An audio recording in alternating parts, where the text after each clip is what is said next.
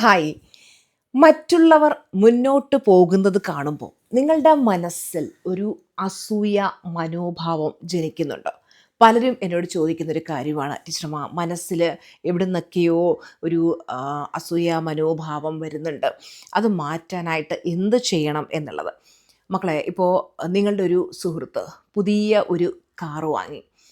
Car വാങ്ങിയത് ചിലപ്പോൾ ഒരു ഫേസ്ബുക്കിലായിരിക്കും അതിൻ്റെ ഫോട്ടോ ഇടുന്നത്, അല്ല ഇൻസ്റ്റാഗ്രാമിലായിരിക്കും. അത് കാണുമ്പോൾ ഉള്ളിൻ്റെ ഉള്ളിൽ ഒരു ഒരു നീറ്റൽ പോലെ ഒരു എന്താ പറയുക, ഒരു ഇറ്റ്സ് നോട്ട് ഫീലിംഗ് ഗുഡ് എന്ന് പറഞ്ഞൊരു അവസ്ഥയുണ്ടല്ലോ.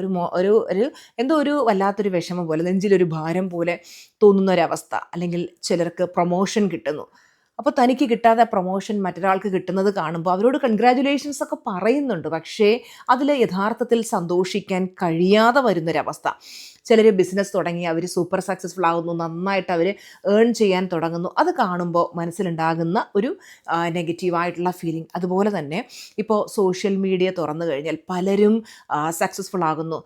നമ്മൾ സോഷ്യൽ മീഡിയയിലൊക്കെ നോക്കിക്കഴിഞ്ഞാൽ പലരും യൂട്യൂബൊക്കെ തുടങ്ങുന്ന സമയത്ത് വളരെ സാമ്പത്തികപരമായിട്ട് ബുദ്ധിമുട്ട് അനുഭവിക്കുന്നു. ചെറിയ വീട്ടിലൊക്കെ താമസിക്കുന്നു. അവർ മെല്ലെ മെല്ലെ പടിപടിയായിട്ട് യൂട്യൂബിൽ നിന്ന് ഏൺ ചെയ്ത് ഒരു പുതിയ വീട് വയ്ക്കുന്നു, കാറ് വാങ്ങിക്കുന്നു. അങ്ങനെ ഓരോ സക്സസ് കാണുമ്പോൾ നമ്മൾ കാണാറുണ്ട് ആ യൂട്യൂബ് വീഡിയോയുടെ താഴെയൊക്കെ കമൻറ്റുകൾ വരുന്നത്, പിന്നെ ഇവൻ വളരെ പാവപ്പെട്ടവനായിരുന്നു, ഇവൻ യൂട്യൂബിൽ നിന്ന് പൈസ കിട്ടിയിട്ടാണ് ഇവൻ ഇതിലേക്കൊക്കെ എത്താൻ പറ്റിയത് എന്നൊക്കെ പറഞ്ഞിട്ട് വളരെ മോശമായിട്ടുള്ള കമൻറ്റുകളൊക്കെ ഇട്ട് നിരുത്സാഹപ്പെടുത്താനൊക്കെ ശ്രമിക്കുന്ന ഒരുപാട് കാര്യങ്ങൾ നമ്മൾ കാണാറുണ്ട്.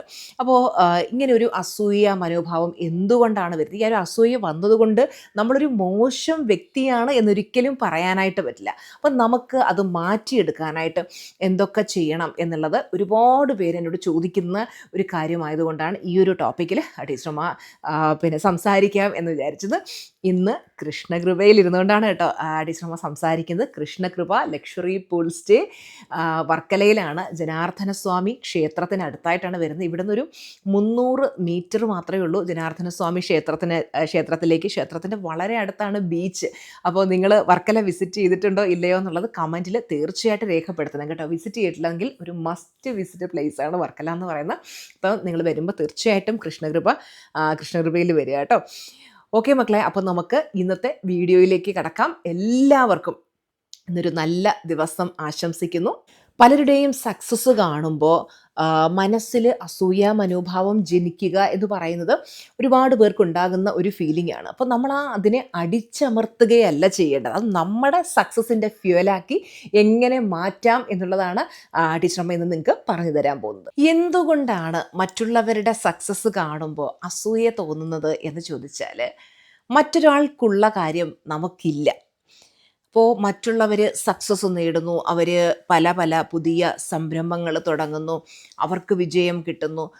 നമ്മൾ മറ്റുള്ളവരിലേക്ക് നോക്കുമ്പോൾ നമ്മൾ അവരുടെ ഇപ്പോഴത്തെ സക്സസ് മാത്രമേ കാണുന്നു. നിങ്ങൾ മനസ്സിലാക്കേണ്ടത്, ഒരാൾക്കും ഒരു വ്യക്തിക്ക് പോലും ജീവിതത്തിൽ ഒന്നും ചെയ്യാതെ സക്സസ്ഫുൾ ആകാൻ പറ്റില്ല. ശരിയല്ലേ? ഒന്ന് ആലോചിച്ച് നോക്കിയേ. സക്സസ്ഫുൾ ആകുക എന്ന് പറഞ്ഞു വളരെ ഈസി ആണെങ്കിൽ ഈ ലോകത്ത് എല്ലാവർക്കും സക്സസ്ഫുൾ ആയിക്കൂടെ? അപ്പം നിങ്ങൾ ഇന്ന് കാണുന്ന അവരുടെ സക്സസ്സിലേക്ക് എത്താൻ വേണ്ടി അവരെന്തോരം അതിനു പിന്നിൽ കഷ്ടപ്പെട്ടിട്ടുണ്ടായിരിക്കും എന്നറിയോ? അതിനു പിന്നിൽ അവരെടുത്ത എഫേർട്ട്, അവരുടെ ഉറക്കമില്ലാത്ത രാത്രികൾ, അവരതിനു വേണ്ടി എടുത്തിട്ടുള്ള ഓരോ കാര്യങ്ങളും, അതിനുവേണ്ടി അവർ ചെയ്തിട്ടുള്ള അവരുടെ ഹാർഡ് വർക്ക് ഒന്നും നമ്മൾ കാണുന്നില്ല. നമ്മുടെ ബുക്കിലെ ചാപ്റ്റർ 5ഉം അവരുടെ ബുക്കിലെ ചാപ്റ്റർ 20യുമായിട്ട് കമ്പാരിസൺ ചെയ്യുന്നത് പോലെ നമുക്ക് ഇപ്പോൾ ഉള്ള അവസ്ഥയിൽ നിന്നും ആ ഒരു സക്സസ്സിലേക്ക് എത്താൻ എല്ലാവർക്കും പറ്റും. നമുക്കറിയാം, ഈ പ്രപഞ്ചത്തിലുള്ള സർവ്വ മനുഷ്യരുടെയും സബ് കോൺഷ്യസ് മൈൻഡിന് ഒരുപോലെ പവറുണ്ട്. നമ്മൾ വേറൊരാളെ നോക്കി അവർക്ക് അതെല്ലാം നേടാനായല്ലോ, എനിക്കത് പറ്റില്ല എന്ന് കരുതുമ്പോൾ എനിക്ക് കഴിവില്ല, ഞാൻ കഴിവില്ലാത്ത വ്യക്തിയാണ് എന്നൊരിക്കലും ചിന്തിക്കരുത്. ആനയ്ക്കതിൻ്റെ വലിപ്പം അറിഞ്ഞൂടാന്ന് പറഞ്ഞ പോലെ നമ്മളെല്ലാവരും, നമുക്ക് എല്ലാവർക്കും കഴിവുണ്ട്. ആർക്കും കഴിവ് കൂടുതലും കഴിവ് കുറവും ഒന്നുമില്ല. അപ്പം അതുകൊണ്ട് മറ്റുള്ളവരിലേക്ക് നോക്കി ഫോക്കസ് ചെയ്ത് ജീവിക്കാൻ നമ്മൾ നമ്മളിലേക്ക് നോക്കുക. അപ്പോൾ എന്നെ സംബന്ധിച്ചിടത്തോളം ഞാൻ ഒരിക്കലും നോക്കാറില്ല മറ്റുള്ളവർക്ക് എന്തുണ്ട്, അവരെവിടം വരെയായി, അല്ലെങ്കിൽ ആരെന്തൊക്കെ നേടുന്നു. നമ്മളെപ്പോഴും ശ്രമിക്കുന്നത് ഓരോ ദിവസവും നമ്മളെ അടുത്ത ലെവലിലേക്ക് കൊണ്ടുപോകാൻ വേണ്ടിയിട്ടാണ്. നമ്മൾ എത്രത്തോളം ലൈഫിൽ സക്സസ്ഫുൾ ആകുന്നു അത്രത്തോളം നമ്മളെ പിടിച്ച് താഴേക്ക് വലിക്കാനും, നമ്മളെ വിമർശിക്കാനും, നമ്മളെ കളിയാക്കാനും, നമ്മളെ ഇൻസൾട്ട് ചെയ്യാനും ഇങ്ങനെ ശ്രമിക്കുന്ന ഒരുപാട് വ്യക്തികളുണ്ടാവും. അപ്പോൾ നമ്മൾ മനസ്സിലാക്കേണ്ട ഒരു കാര്യം എന്ന് പറയുന്നത് ഈ പ്രതികൂല സാഹചര്യങ്ങളെ ഒക്കെ തരണം ചെയ്ത് മുന്നോട്ട് പോകണം. നമ്മൾ ലൈഫിൽ എന്തെങ്കിലും ചെയ്യാൻ തുടങ്ങുന്ന സമയത്ത് വളരെ പരീക്ഷണങ്ങളുണ്ടാവും. പരീക്ഷണങ്ങൾ എല്ലാവരുടെയും ലൈഫിലുണ്ട്. ആരാണോ ആ പരീക്ഷണങ്ങളെ തരണം ചെയ്ത് മുന്നോട്ട് പോകുന്നത് അവർക്ക് മാത്രമേ വിജയിക്കാൻ പറ്റൂ. പലരും എന്താ ചെയ്യുന്നതെന്ന് വെച്ച് കഴിഞ്ഞാൽ സക്സസ്ഫുൾ ആകുന്ന ആളുകളെ ഒരു ശത്രുവിനെ പോലെ കാണും. നമുക്കില്ലാത്ത എന്തെങ്കിലും കാര്യം അവർക്ക് ലഭിക്കുമ്പോൾ ഇപ്പോൾ അവരൊരു ലക്ഷറി കാർ വാങ്ങി, അല്ലെങ്കിൽ അവരൊരു പുതിയ വീട് വാങ്ങി, അവർ ഒരു ഇൻ്റർനാഷണൽ ട്രിപ്പ് പോയി. അപ്പോൾ ഉടനെ അവരെ ഒരു എനിമിയായിട്ട് കാണാതെ ശരിക്കും പറഞ്ഞാൽ അവരെ ഒരു ടീച്ചറായിട്ട് കാണുക. എന്ത് സ്കില്ലാണ് അവരെ അതിലേക്ക് എത്തിച്ചത്? ഒരു മനുഷ്യനും ഒരു സ്കില്ലും ഇല്ലാതെ സക്സസ്സിലേക്ക് എത്താൻ പറ്റില്ല. അപ്പോൾ ഓരോരുത്തരും ഓരോ മേഖലകളിൽ ശോഭിക്കുന്നവരാണ്. ഇപ്പം നമ്മൾ പറയാറുണ്ട്, ഇപ്പം യൂട്യൂബ് വീഡിയോയിലൊക്കെ താഴെ ചില ഇൻഫ്ലുവൻസേഴ്സൊക്കെ വലിയ വീടൊക്കെ വെക്കുന്ന വീഡിയോയ്ക്ക് താഴെയൊക്കെ ഞാൻ കമൻറ്റ് കണ്ടിട്ടുണ്ട്. നമുക്കും പഠിക്കാൻ പോയ സമയത്ത് യൂട്യൂബ് തുടങ്ങിയാൽ മതിയായിരുന്നു, അല്ലെങ്കിൽ പിന്നെ യൂട്യൂബ് പൈസ നിർത്തിക്കഴിഞ്ഞാൽ ഇവരൊക്കെ എന്ത് ചെയ്യുമെന്ന് പിന്നെ വല്ല ഊഹമുണ്ടോ എന്നൊക്കെ ചോദിച്ചിട്ട് ഇങ്ങനെയൊക്കെയുള്ള കമൻറ്റുകൾ ഇടാറുണ്ട്. നമ്മൾ മനസ്സിലാക്കേണ്ടത് യൂട്യൂബ് എന്ന് പറയുന്നത് അതൊരു ഈസി ജോബല്ല. ഒരു സ്കില്ലില്ലാത്ത ഒരാൾക്കും യൂട്യൂബിൽ ശോഭിക്കാൻ പറ്റില്ല. യൂട്യൂബിൽ നിന്നും ഇൻകം ഏൺ ചെയ്യണമെന്നുണ്ടെങ്കിൽ തീർച്ചയായിട്ടും ഒരു വീഡിയോ എടുക്കുക, അതിനെ എഡിറ്റ് ചെയ്ത് അപ്ലോഡ്. ഇപ്പോൾ നമ്മൾ കാണാറുണ്ട് ഡേ ഇൻ മൈ ലൈഫ് വീഡിയോസൊക്കെ ചെയ്യുന്നവർ. പലരും പറയും അവർ വീട്ടിൽ ചെയ്യുന്ന ജോലികൾ അവർ വീഡിയോ ആക്കിയിടുന്നു. അതിന് പിന്നിലുള്ള എഫേർട്ട് നിങ്ങൾക്കറിയാം. ഞാനൊരു സമയത്ത് ഇതൊക്കെ ചെയ്ത് നോക്കിയിട്ടുള്ളത് കൊണ്ട് എനിക്കറിയാം. ഓരോ ആംഗിളിലും ക്യാമറ വെച്ചെടുത്ത് ഒരു ജോലിക്ക് പോയി നമ്മളൊരു ഓഫീസ് ടൈമിൽ ഇരുന്ന് വർക്ക് ചെയ്യത്തില്ലേ, അതിനെക്കാട്ടിലും മെനക്കേട് പിടിച്ച പണിയാണ് വീഡിയോ എടുക്കുക, പിന്നെ അതിനെ എഡിറ്റ് ചെയ്യുക, അപ്ലോഡ് ചെയ്യുക. അതിന് പിന്നിലുള്ള എഫേർട്ട് എന്ന് പറഞ്ഞാൽ ഒരുപാടുണ്ട്. അതുകൊണ്ട് ഒന്നും ചെയ്യാതെ പൈസ ഉണ്ടാക്കുന്നവരാണ് യൂട്യൂബിൽ വീഡിയോ ഇടുന്നത് നമ്മൾ ഒരിക്കലും ചിന്തിക്കരുത്. അങ്ങനെ ഒത്തിരി എഫേർട്ട് അതിനു വേണ്ടി എടുക്കേണ്ടതായിട്ട് വരും. അപ്പം നമ്മൾ അതുപോലെ എന്താ പറയുക, പഠിക്കാൻ പോയത് വെറുതെ ആയിപ്പോയി, യൂട്യൂബ് തുടങ്ങിയാൽ മതിയായിരുന്നു വെച്ചാൽ യൂട്യൂബിൽ എല്ലാവർക്കും സക്സസ്ഫുൾ ആകാൻ പറ്റുമോ എന്ന് വെച്ചാൽ നമ്മൾ കാണാറുണ്ട്. ഒരുപാട് യൂട്യൂബ് ചാനൽസ് ഉണ്ട്. സക്സസ്ഫുൾ ആകുന്നവരെ നമ്മൾ നോക്കിക്കഴിഞ്ഞാൽ റേറ്റ് വളരെ കുറവാണ്. അപ്പോൾ അവർക്ക് എന്തെങ്കിലും ഒരു സ്കില്ല് ഉള്ളത് കൊണ്ടാണ് അവർ വിജയിച്ചു വരുന്നത്. അതുകൊണ്ട് നമ്മൾ മനസ്സിലാക്കേണ്ടതെന്ന് വെച്ച് കഴിഞ്ഞാൽ, നമ്മൾ മറ്റുള്ളവരുടെ സക്സസ് കാണുമ്പോൾ ഓക്കെ അവർക്ക് ആ സക്സസ് കിട്ടുന്നുണ്ട്, അവർക്ക് ആ സക്സസ് കിട്ടുന്നുണ്ടെങ്കിൽ അവരിലെ എന്തോ ഒരു സ്കില്ല്, അവരുടെ എന്തോ ഒരു ടാലൻറ്റ്, അവരുടെ ഉള്ള ആ ഒരു പ്രത്യേക എന്തോ ഒരു കഴിവാണ് അവർക്ക് ആ സക്സസ് കൊടുക്കുന്നത്. അപ്പം നമ്മൾ അവരെ കോപ്പി പേസ്റ്റ് ചെയ്യാതെ നമ്മുടെ ഉള്ളിൽ എന്ത് സ്കില്ലുണ്ടെന്ന് നോക്കാം. ഞാനൊരു സിമ്പിൾ എക്സാമ്പിൾ പറഞ്ഞുതരാം. ഞാൻ പണ്ട് വിചാരിച്ചിരുന്നത് എനിക്ക് കുക്കിങ്ങിലാണ് എൻ്റെ സ്കില്ലെന്നുള്ളത്. അപ്പോൾ ഞാൻ കുക്കിംഗ് ഒക്കെ ചെയ്തുകൊണ്ടുള്ള വീഡിയോ ഒക്കെ മുമ്പ് ഇട്ടിട്ടുണ്ടായിരുന്നു. പക്ഷേ എനിക്ക് കുക്കിങ്ങിലോ വ്ളോഗിങ്ങിലോ ഒന്നും എനിക്ക് സക്സസ്ഫുൾ ആകാൻ പറ്റില്ല. എന്നെ സംബന്ധിച്ചിടത്തോളം എൻ്റെ കഴിവിതാണ്. നമുക്ക് മറ്റൊരു ചാനലുണ്ട്, Suja R Mohan lifestyle എന്ന് പറഞ്ഞിട്ട്. അപ്പോൾ ആ ചാനലിൽ ഞാൻ എൻ്റെ ഡെയിലി ലൈഫും കാര്യങ്ങളൊക്കെ ഇടാറുണ്ട്. പക്ഷേ നമ്മുടെ സുജ ആർ മോഹൻ ചാനലിൻ്റെ അത്രയും ആളുകൾക്ക് ഇഷ്ടം എന്നിൽ നിന്ന് ലഭിക്കുന്ന ആ ഒരു മോട്ടിവേഷൻ, ആ ഒരു ഇൻസ്പിറേഷനൊക്കെയാണ് എൻ്റെ സ്റ്റുഡൻസ് കൂടുതലും പ്രിഫർ ചെയ്യുന്നത്. നമ്മൾ മറ്റുള്ളവരിലേക്ക് ഫോക്കസ് ചെയ്ത് ജീവിക്കുക, നമ്മളിലേക്ക് ഫോക്കസ് ചെയ്യുക. ഇന്നലത്തെ നമ്മൾ എവിടെയായിരുന്നു, ഇന്നത്തെ നമ്മൾ എവിടെയാണ്, നാളത്തെ നമ്മൾ എവിടെയായിരിക്കണം, നമ്മളൊരു 5 വർഷം കഴിഞ്ഞ് എവിടെയായിരിക്കണം. ഓരോ ദിവസവും നമ്മളിൽ 1% മാറ്റം കൊണ്ടുവരാനായിട്ട് ശ്രമിക്കുക. ഓരോ മനുഷ്യർക്കും ഓരോ തരത്തിലുള്ള കഴിവായിരിക്കും. ചിലപ്പോൾ യൂട്യൂബ് എല്ലാവർക്കും ശോഭിക്കാൻ പറ്റിയൊരു മേഖലയായിരിക്കില്ല. അപ്പോൾ നമുക്ക് യൂട്യൂബ് അല്ലെങ്കിൽ വേറെ എന്തെങ്കിലും ഒരു ഇൻകം സോഴ്സിലേക്ക് നമുക്ക് എത്താൻ പറ്റും, അല്ലെങ്കിൽ നമുക്ക് ചെയ്യാൻ പറ്റുന്ന ഒരു ബിസിനസ് കാണും. ആ ഒരു കാര്യത്തിൽ അതിനകത്ത് നമ്മൾ പ്രോ ആയിരിക്കും, പുലിയായിരിക്കും, നമുക്കത് വളരെ നന്നായിട്ട് ചെയ്യാൻ പറ്റും. ഒരു കഴിവില്ലെന്ന് ഒരിക്കലും വിചാരിക്കരുത്. ഞാനൊരു സമയത്ത് ചിന്തിച്ചിട്ടുള്ളതെന്ന് വെച്ചാൽ, ദൈവമേ ഓരോ മനുഷ്യർക്കൊക്കെ എന്തോരം കഴിവുകളാണ്, എനിക്ക് ഒരു കഴിവും ദൈവമേ തന്നില്ല എന്ന് ചിന്തിച്ചിട്ടുള്ള സമയങ്ങൾ എൻ്റെ ജീവിതത്തിൽ ഉണ്ടായിട്ടുണ്ട്. പക്ഷേ ഇന്നിപ്പോൾ മനസ്സിലാക്കുന്നത് ദൈവം ഓൾറെഡി നമുക്ക് കഴിവ് തന്നിട്ടുണ്ടായിരുന്നു, പക്ഷെ ആ കഴിവിനെ കൃത്യമായിട്ട് കണ്ടെത്തിയില്ല. അതാണ് മെയിനായിട്ട് സംഭവിച്ചൊരു കാര്യം എന്ന് പറഞ്ഞത്. അപ്പോൾ അതുപോലെ നമ്മൾ ആരുമായിട്ടും കമ്പാരിസന് പോവാതെ അവനവൻ്റെ ഉള്ളിലേക്ക് നോക്കിയിട്ട് നമുക്ക് എന്ത് ചെയ്യാൻ പറ്റും എന്ന് ചിന്തിക്കുക. പല കാര്യങ്ങളും ചെയ്ത് നോക്കുക. ചിലപ്പോൾ ചില കാര്യത്തിലൊന്നും നമുക്ക് സക്സസ്ഫുൾ ആയി എന്ന് വരില്ല. ചിലപ്പോൾ നമ്മൾ ചില ഫീൽഡിലൊക്കെ നമുക്ക് പരാജയം സംഭവിച്ചേക്കുക, ഒന്നും പ്രശ്നമില്ല. പക്ഷെ ശ്രമിക്കുന്നത് നിർത്താതിരിക്കുക. മറ്റൊരാളുടെ സക്സസ് നമ്മളുടെ സക്സസ്സിനെ ഒരിക്കലും ഡിപ്പെൻഡ് ചെയ്യുന്നില്ല. കാര്യം എന്താ,